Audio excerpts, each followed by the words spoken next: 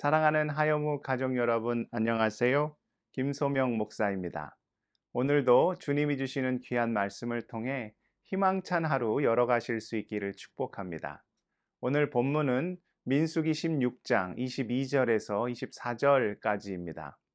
그 두 사람이 엎드려 이르되 하나님이여 모든 육체의 생명의 하나님이여 한 사람이 범죄하였거늘 온 회중에게 진노하시나이까. 여호와께서 모세에게 말씀하여 이르시되 회중에게 명령하여 이르기를 너희는 고라와 다단과 아비람의 장막 사방에서 떠나라 하라. 아멘. 모세의 삶은 한마디로 하면 살얼음판 같은 인생이었습니다. 이 땅에 태어난 그 순간부터 마지막 이스라엘을 가나안 목전에 이르게 할 때까지 숱한 위기가 끊임없이 그를 엄습해 왔습니다. 그럴 때마다 그가 무너지지 않고 끝까지 하나님의 위대한 사역을 감당할 수 있었던 이유는 바로 그가 기도의 사람이었고 자기 백성을 위한 중보의 사람이었기 때문입니다. 이스라엘이 애굽을 탈출하여 시내산에 머물고 있었을 때 모세는 하나님께 율법을 받기 위해 산에서 한동안 내려오지 않았습니다. 그때 산 아래서 이스라엘 백성이 무엇을 하고 있었습니까? 금송아지를 만들어 우상 숭배의 간악한 일을 행하고 있었지요. 그 모습을 보시고 하나님은 거룩한 진노를 발하시며 이스라엘을 진멸하려 하셨습니다. 그때 모세가 목숨을 걸고 한 것이 무엇입니까? 이스라엘을 위한 중보였습니다. 출애굽기 32장 31절과 32절입니다. 모세가 여호와께로 다시 나아가 여짜오되 슬프도소이다. 이 백성이 자기들을 위하여 금신을 만들어 싸우니 큰 죄를 범하였나이다. 그러나 이제 그들의 죄를 사하여 주옵소서.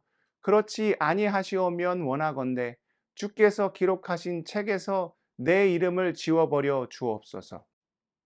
그는 목숨을 걸고 생명을 걸고 자기에게 맡겨진 이스라엘을 위하여 하나님께 간절히 기도했습니다.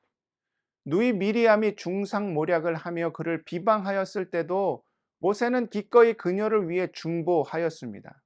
하나님께서 벌로 미리암에게 한센병을 허락하셨을 때도 모세가 어떻게 하나님께 중보하였습니까? 민수기 12장 13절입니다. 모세가 여호와께 부르짖어 이르되 하나님이여 원하건대 그를 고쳐 주옵소서. 모세가 미리암을 위해 어떻게 기도했다고요? 부르짖어 기도하였습니다. 어쩔 수 없이 주변의 눈치를 보면서 한 기도가 아니었지요. 자기 누이 미리암을 위하여 전심으로 그녀가 회복되기를 간절히 바라는 마음으로 부르짖으며 하나님께 기도하였습니다.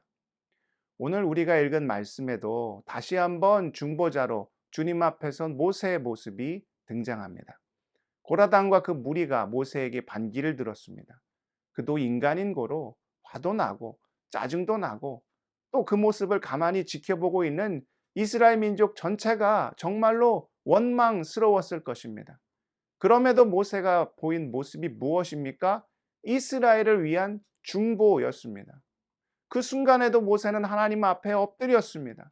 그리고 이스라엘 온 회중을 위해 하나님 앞에서 간절히 기도하였지요. 하나님은 어떤 사람을 쓰십니까? 그 순간 하나님 앞에 엎드려 기도하는 사람을 사용하십니다. 성경에 기록된 하나님의 사람은 모두 기도하는 자였고 자기에게 맡겨진 이들을 위해 중보하는 사람이었습니다. 모세의 대를 이어 이스라엘의 지도자가 된 여호수아도 어떤 사람이었습니까? 무엇보다 기도하는 자였습니다. 출애굽기 33장 11절입니다. 사람이 자기의 친구와 이야기함 같이 여호와께서는 모세와 대면하여 말씀하시며 모세는 진으로 돌아오나 눈의 아들 젊은 수동자 여호수아는 회막을 떠나지 아니하니라. 모세가 진으로 돌아온 그때에도 여호수아는 회막을 떠나지 않았습니다. 계속 그곳에 남아서 무엇을 했겠습니까? 하나님께 간절히 기도한 것이죠. 회복의 지도자 느헤미야도 자기 민족을 위해 그가 한 것이 무엇입니까? 느헤미야 1장 4절입니다. 내가 이 말을 듣고 앉아서 울고 수일 동안 슬퍼하며 하늘의 하나님 앞에 금식하며 기도하여 느헤미야의 형제 중 하나인 하나니가 예루살렘을 방문했다가 그곳의 형편을 전해 줍니다. 포로로 끌려오지 않고 그곳에 남아있는 이들이 당하는 환난과 능욕에 대해 전해주지요. 그때 느헤미야가 한 것이 무엇입니까? 수일 동안 울며 금식하며 하나님께 엎드려 간절히 자기 민족을 위해 중보하였습니다. 모세의 인생만 지뢰밭 같은가요? 아니죠. 우리도 아침부터 저녁까지 폭탄 돌리기 하며 살고 있습니다. 언제 터질지도 모르고 언제 터져도 이상하지 않는 매 순간을 살고 있지요. 극복할 수 있는 방법은 우리의 혈기가 아닙니다. 원망하고 분노하고 짜증낼수록 일은 더 꼬일 뿐입니다. 방법은 주님 앞에 엎드리는 것입니다. 특히 우리에게 맡겨진 가정을 위해, 일터를 위해, 믿음의 공동체인 교회를 위해 중보해야 합니다. 하나님이 우리를 부르시고 믿음의 자녀로 삼으신 이유는 다른 데 있지 않습니다. 우리를 기도의 용사로 세우기 위함입니다. 맡겨진 공동체를 위해 중보하게 하기 위함이지요. 모세처럼 기도하십시오. 자녀를 위해, 비즈니스를 위해, 무엇보다 주님께서 허락하신 믿음의 공동체를 위해 부르짖고 간구하십시오. 폭탄 같은 인생을 축복의 인생으로 바꾸어 주실 것입니다. 그 은혜가 우리 모두에게 있기를 주님의 이름으로 축복합니다. 기도하겠습니다. 사랑의 하나님, 날마다 숨쉬는 순간마다 내 앞에 어려움이 있는 것을 봅니다. 감당할 수 없습니다. 그래서 넘어져 쓰러져 지쳐 낭망할 때가 있습니다.